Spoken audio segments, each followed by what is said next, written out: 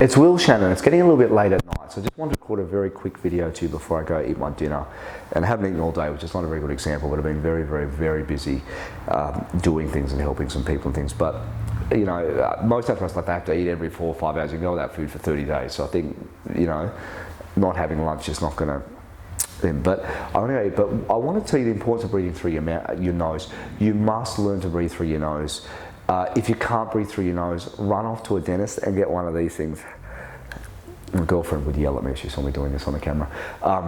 Maxillar expansion. Now, I'm not a dentist by trade. I know some of the most successful. One of my best acquaintances, he's literally treated half of the movie stars, and you know, because actually the person who gave me this, not out of significance, but he was an acquaintance, and I needed some help, and proximity, he probably was less qualified with some of the things I needed. But he actually was just very compassionate and went ahead and did it. But maxillar expansion, you can see that that's expanded somewhat, but you want to start expanding that, try and expand the nose. That's what I recommend if a dentist recommends. So go see a dentist. Let me pop this back in, but there's 3 things you have to do. Number 1, you have to be breathing through your nose. Number 2, you have to have your tongue on the roof of your mouth. Number 3, your lips have to be sealed. That's a bare minimum start. If you can't breathe through your nose, go do a Roger Love course, do a 20-minute warm-up a day. Go, go, go, go, go, go, go, go, go, go. Go, go, go, go, go, go, go, go, go, go. Now, I do 20 to 40 minutes every day, and I do it while I'm doing other things. I'm not kidding. I'm studying, I'm emailing, I'm doing this, I'm preparing, I'm writing, I'm going to someone. I have it going in the background in my office. You know, my staff laugh at me, but you know, I make sure I don't hope my voice performs. I demand that it performs. And I'm a bit croaky in this video. I've been overseas. I came back and I picked up a little bug in my throat, but it's human.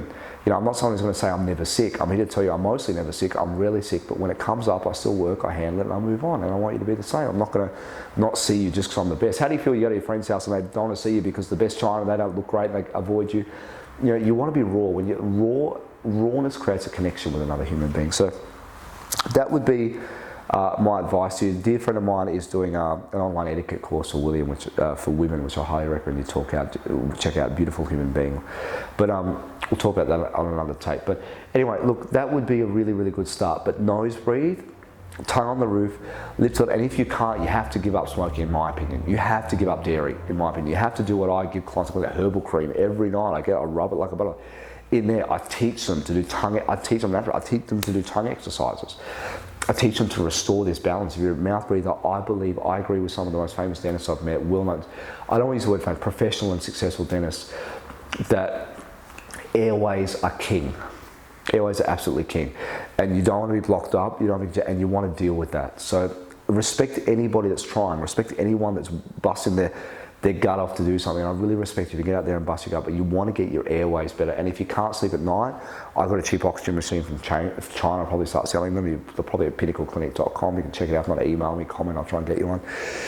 I've got a good one. I went through 3 or 4 from China, so I found a good one. And I sit there and I breathe it in. You know, so oxygen is king.